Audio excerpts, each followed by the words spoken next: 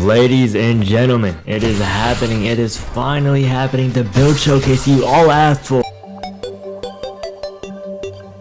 Now before we even get into stat order and progression, we gotta talk origins and races. For origins, of course, you gotta go Voidwalker if you plan on overworlding, and Deepbound if you plan on depths, and Lone Warrior, or the other ones, if you're hard stuck 200 elo. And fortunately, this is one of those builds where your race doesn't matter. You could be Etrian, you could be white, you could be Asian, black, it don't matter. Go whatever you want. Tastes like a whole lot of shit. For this build, you're going to be needing at least 15 knowledge by power 13 because you're going to Shrine of Order and use the Shrine of Chance. And the stat order is, here it is. Just look. Pause the video if you need to. Make sure you get Heretic Sutra, by the way. If you don't get that, you might be kinda selling. Okay, so this is gonna be kinda short and simple, right? Like, the only weapon you're gonna be using is the Kanabo. And you're gonna be running either Stone Enchant, Detonation, Chilling, or Bloodthirsty. Now, low-key, if you're gonna copy my drip, just go Bloodthirsty for the drip. But yeah, all the enchants work great, especially Chilling, because all it takes is for the Frozen Legs to proc one time, and you basically get a free home run, bro. And y'all know how satisfying that critical is, bro.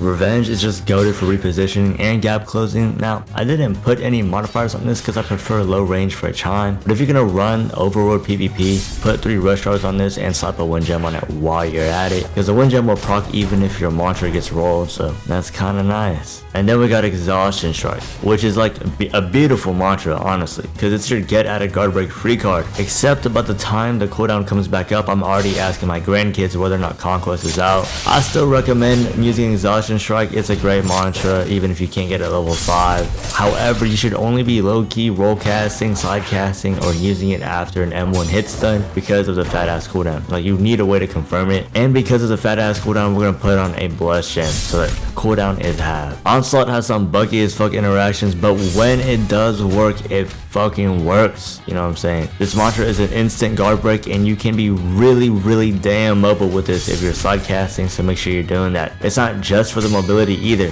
Like, you side cast that, you can miss the 3rd hit of Onslaught on purpose if you want to, because all 3 hits aren't guaranteed to land unless they get guard broken. So that means if you whiff the 3rd hit, it'll force them to whiff a parry. And Onslaught is just like the bread and butter of your build, and for me, I ran a blessed gem on this. You can run Bloodless if you want to, but I spam this shit, bro. Like, this shit is low-key a broken ass mantra. The thing is, if you're gonna use a blessed gem like me though, you're gonna be a little careful to not have your blessed gem cooldowns overlap. Just be careful that you don't proc that shit back to back. I'm not gonna lie, Decimate is low-key a ass mantra. Like, it looks like and feels like a failed attempt at making a new medium weapon crit, but I mean, at least it's a mix-up, and it also saves you 2 talent hands. So, and this is kind of neat, I guess, but if you're in your reveal state, it'll teleport you if you land the initial hit to your enemy. Palm Strike is just the same as Decimate, low-key an ass mantra, but it is a little better because it knocks him up into the air. So it'll set you up for some beautiful air combos, especially with Wyvern's Claw. For your mobility mantra, you're gonna be running Shoulder Bash. This is just one of the freakiest combo extenders and mix-up of all time, because you can change the trajectory and throw off their parry window, or use it after a hit stun to mess them up, because it's like basically a true combo. Your support mantra is going to be, of course, Reinforce. Now this is good in chime and out of chime, obviously. Having that grand support Reinforce is really good. Any amount of health matters, so yeah, just spam it off cooldown if you need some health. And even if you're full, it still gives you damage resistance, so you might as well just pop it. I got Rapid Punches up next. Now I only have this in the build to slide jump cast for a gap closer, but it's also a really good way to catch people off guard, since you can feint in the middle of it to end it early before the enemy parries you, and if you do that, that means they'll parry with. Now it's kind of a little bit of a mind game, because some people will just like take the entire Rapid Punches because they think you're gonna parry, or they think you're gonna feint it. Yeah, you gotta play a little bit of a mind game depending on what elo you're in or who you're fighting. The last mantra on the list is Abyssal Ridge, and low-key no one runs this shit, but it looks kind of sexy and cool, so I ran it. It's kind of goated for applying pressure. Just make sure you don't attack right before it'll land, because they'll auto parry the Abyssal Ridge from the AP frames, so just watch out for that.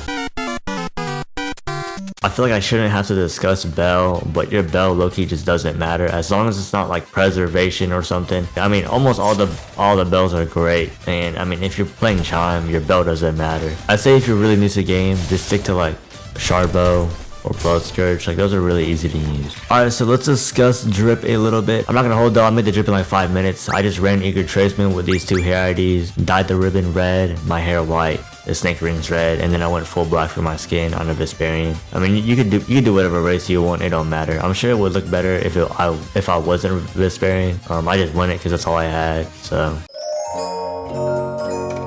First thing we got is fainting. Okay, don't faint super early because your swing speed is low-key really slow. Like 90% of the people you're gonna fight probably can't react to an instant faint. You gotta let the swing animation marinate a little before you faint, okay? Don't faint early. I think most Deepwoken players don't know that you can feint running attacks and uppercuts by casting a mantra in the middle of its animation. It's really good at catching people off guard, so go ahead and do that for me. Uppercuts are gonna be your best friend on heavy weapons. It's like a complete 180 from your normal attack speed since uppercuts are so much faster than heavy M1s, making it a great mix-up. Make sure you abuse these. I've already mentioned this once, but I'm gonna emphasize it again. Like, please, for the love of God, slide cast and roll cast onslaught, preferably slide cast, because like this mantra locks you in place for just casting it, you know what I'm saying? And that kind of makes the mantra bad, so make sure you please slide cast. With the running Kanabo crit, you can flick the 3rd hit so that you don't get parried since all 3 hits landing isn't true. It's kind of similar to onslaught, you know what I'm saying, how you flick the 3rd hit. Reveal.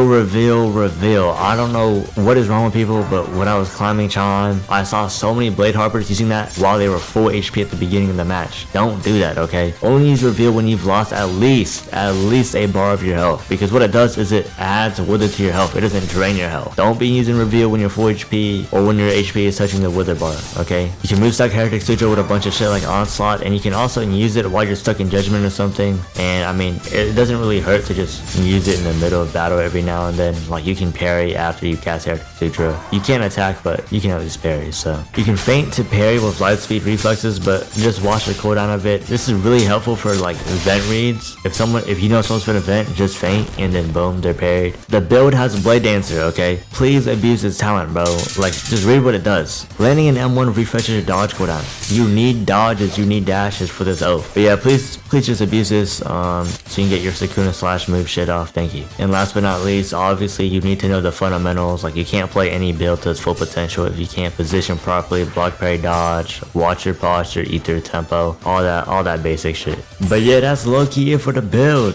Thank you so much for watching. I love y'all. Be safe. Peace.